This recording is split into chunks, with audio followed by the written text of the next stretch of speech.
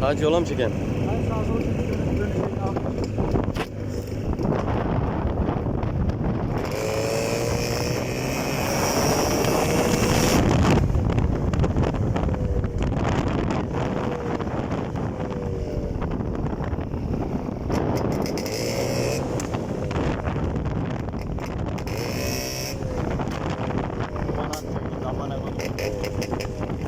Haydi lan.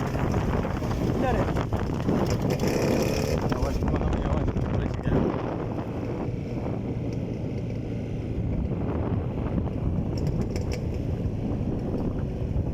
Ayaklarımın altındasın nazilli.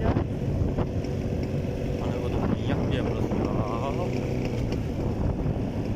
Yok karşı çekelim. Asköy mahallasına. Asköy mahallasına mı çekiyorum? Davuna mı çekiyorum? Ay.